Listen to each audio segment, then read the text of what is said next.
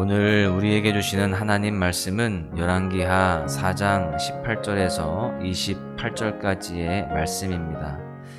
그 아이가 자라매 하루는 추수꾼들에게 나가서 그의 아버지에게 이르렀더니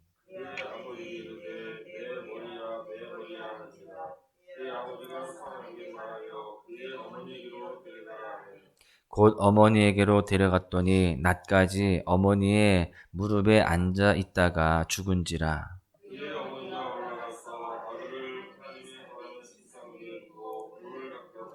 그 남편을 불러 이르되 청하건대 사환 한 명과 나귀 한 마리를 내게로 보내소서. 내가 하나님의 사람에게 달려갔다가 돌아오리이다 하니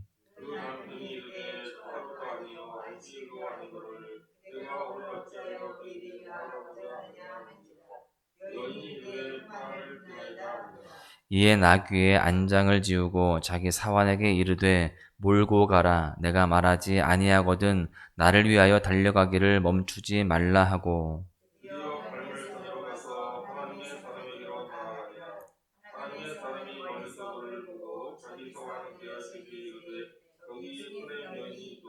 너는 달려가서 그를 맞아 이르기를 너는 평안하냐 내 남편이 평안하냐 아이가 평안하냐 하라 하였더니 여인이 대답하되 평안하다 하고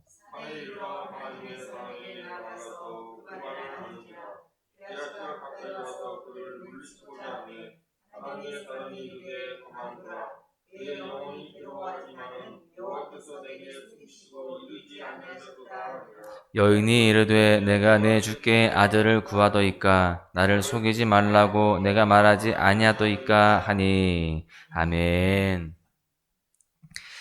피할 수 없으면 즐겨라 라고 하는 말을 대부분 들어보셨을 것입니다. 이 말은 미국의 심장 전문 의사 로버트 엘리엇의 스트레스에서 건강으로 라고 하는 책에 쓰여진 문구입니다. 이 말은 세상을 살다 보면 여러 어려움 앞에서 스트레스를 받을 일이 너무 많으니 매사를 긍정적으로 받아들여서 인생의 고통을 줄여라 라고 하는 조언입니다. 그러나 우리는 인생에서 다양한 고통과 고난을 만나게 되는데 현실적으로 이 모든 일을 즐겁게만 받아들일 수는 없습니다. 물론 작은 고통이나 또 별거 아닌 고난들은 우리가 즐기면서 의연하게 대처할 수 있겠지만 그런데 우리가 만나는 고난들이 그렇게 다 가벼우리라는 보장이 없습니다. 때로는 극심한 어려움으로 인하여서 우리의 마음이 무너질 때도 있다라고 하는 겁니다.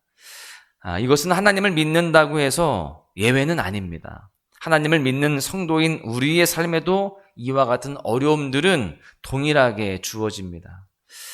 그렇다면 성경은 고난 중에 거하는 성도가 어떠한 자세를 가져야 한다라고 말씀을 하고 있을까요? 이와 같은 질문에 대한 답이 오늘 말씀 속에 있습니다. 오늘 하나님의 말씀을 통해서 고난 중에 있는 성도의 자세를 두 가지로 함께 살펴보도록 하겠는데요. 첫 번째는 성도는 고난 중에 하나님께 달려가야 한다라고 하는 것입니다. 하나님은 하나님의 사람 엘리사를 극진히 섬기며 아낌없이 섬겼던 그 수냄 여인의 가정에 크신 은혜를 베풀어 주셨습니다. 바로 자녀를 가질 수 없었던 가정에 하나님께서 생명을, 자녀를 허락해 주신 것이죠. 이 과정 속에서 수냄 여인은 하나님을 향한 믿음이 더욱더 신실해져 갔고요. 또한 그의 섬김은 더욱더 아름다워졌을 것입니다. 또한 그렇게 태어난 아이는 하나님의 은혜 중에 잘 자라났을 거예요. 그런데 그러던 어느 날 수냄 여인의 남편과 일꾼들이 곡식을 거두던 중이었는데 갑자기 이 수냄 여인의 아들이 두통을 호소합니다. 내 머리야, 내 머리야 하면서 고통을 호소하는 거예요. 이 일을 알게 된 아버지는 아들을 속히 그 어머니에게로 데려갑니다. 그런데 그 아이가 그 어머니의 무릎 위에 누웠다가 죽게 됩니다. 여러분, 이런 너무나 안타까운 일이 발생하게 되었습니다. 고난 중에도 이런 고난이 없죠. 자녀가 조금만 아파도 내가 자녀 대신 아프고 싶은 것이 일반적인 부모의 심정이잖아요. 그런데 오늘 본문 속에 이 수넴 여인의 아들은 두통을 호소하다가 그 어머니의 무릎에서 죽었어요. 억장이 무너지고 어찌할 바를 모르는 그런 상황입니다. 모든 것이 원망스럽게 여겨질 수 있는 그런 상황이라는 것이죠. 그러나 수넴 여인은 신실한 믿음을 가졌던 인물입니다. 그래서 침착하게 믿음을 따라 행동하기 시작을 합니다. 먼저는 자신의 아이를 엘리사 선지자가 묵었던 침상 위에 두고 남편을 불러서 말합니다. 22절의 말씀을 보십시오. 사원 한 명과 나귀 한 마리를 내게로 보내줘서 내가 하나님의 사람에게 달려갔다가 돌아오리이다 하니, 이 수넴 여인은 하나님의 사람 엘리사가 자신의 아이를 소생시킬 수 있다라는 믿음을 가졌던 것입니다. 왜냐하면 이 수넴 여인의 가정은요, 원래 자녀를 갖기 어려운 가정이었어요. 그런데 하나님은 그 선지자 엘리사의 말을 통해서 그 가정에게 생명을 허락해 주셨습니다. 그래서 이 수넴 여인은 자신의 가정에게 생명을 선포한 선지자에게 한 걸음에 또 달려나아가는 겁니다. 하나님 앞에 나아가고자 하는 그 마음이, 그 믿음이 여기에 담겨 있는 것이죠. 24절의 말씀을 보십시오. 이에 나귀의 안장을 지우고 자기 사환에게 이르되 몰고 가라. 내가 말하지 아니하거든 나를 위하여 달려가기를 멈추지 말라 하고, 수넴에서 엘리사가 있는 갈멜산까지 거리가 약 40km 정도였습니다. 제법 먼 거리지만 이 수넴 여인은요, 한시도 지체할 수 없었습니다. 그녀는 간절했고요. 또 하나님이 이 고난의 문제를 해결해 주시리라는 믿음으로 그렇게 달려갔습니다. 27절에 보니까 수넴 여인은 드디어 엘리사를 만나게 돼요. 이 수넴 여인은 엘리사를 보자마자 그의 발을 붙잡았습니다. 끌어안았어요. 발을 붙잡고 매달려서 하나님의 사람을 통해서 하나님께 도움을 구한 것입니다. 여러분, 우리는 오늘 본문의 말씀을 통해서 먼저 기억해야 할 것이 있습니다. 바로 고난 중에 우리는 하나님께 달려가야 한다라고 하는 것입니다. 수넴 여인은 자신의 고난을 해결하기 위해서 생명을 주관하시는 하나님을 찾았습니다. 우리도 고난 중에 우리의 모든 고난을 헤아리시고 해결하실 수 있는 하나님을 찾아야 할 줄로 믿습니다. 여러분, 여러분의 삶 가운데에 어떤 고난과 또 문제가 있다라고 한다면 그 고민을 가지고 혼자만 씨름하는 것이 아니라 우리가 믿음의 사람답게 먼저 하나님을 찾아야 되는 것입니다. 하나님께 달려가서 하나님께 모든 것을 다 쏟아놓고 그 주님께 나아가는 것이죠. 그럴 때 하나님은 우리의 모든 고난과 문제를 해결하여 주실 줄로 믿습니다. 두 번째는요, 성도는 고난 중에도 평안을 누릴 수 있어야 한다라고 하는 것입니다. 현재 이 수넴 여인은 말로 다 표현할 수 없는 극심한 고난과 고통 중에 있습니다. 그런데 우리가 이 말씀을 보아서 알 수 있지만 수넴 여인은요, 그 극심한 고난과 고통 중에서도 행동 하나하나가 굉장히 침착합니다. 사실 너무 큰 일을 당하게 되면 대부분의 사람들은요, 우왕좌왕하기 쉽고 다급해지기가 쉽습니다. 그렇다면 오늘 말씀 속에 이 수넴 여인은 어떻게 이렇게 침착할 수가 있었을까요? 너무나 큰 일을 당했고 억장이 무너지는 상황인데 어떻게 이렇게 침착할 수 있느냐라는 것이죠. 그 이유는 바로 수넴 여인이 하나님이 주시는 평안을 온전히 누렸기 때문입니다. 먼저 이 수넴 여인과 남편의 대화를 떠올려 보시면 남편은 가정 가운데 어려운 일이 생겼는데 지금 왜 이 엘리사 선지자를 찾아가느냐 오히려 그렇게 묻습니다. 그때 이 수넴 여인의 대답은 이와 같습니다. 23절에 보시면 평안을 비나이다. 사실 이 히브리어 원어 성경을 보시면 이 수넴 여인의 대답이 더 간결하게, 더 짧게 표현되어 있습니다. 바로 샬롬이라고 되어 있어요. 이것이 무엇을 의미할까요? 우리 가정 가운데 큰 일이 일어났지만 걱정하지 말라는 거예요. 샬롬 하자는 것입니다. 그렇게 큰 일이 났지만 샬롬 중에 엘리사는 자신을 찾아온 수냄 여인을 멀리서 발견하게 됩니다. 그래서 이를 본 엘리사는 자신의 종 게하시를 수냄 여인에게 보내어서 수냄 여인을 맞이하게 합니다. 이때 엘리사는 게하시를 통해서 여인에게 이와 같은 질문을 합니다. 26절에 보시면 너는 달려가서 그를 맞아 이르기를 너는 평안하냐?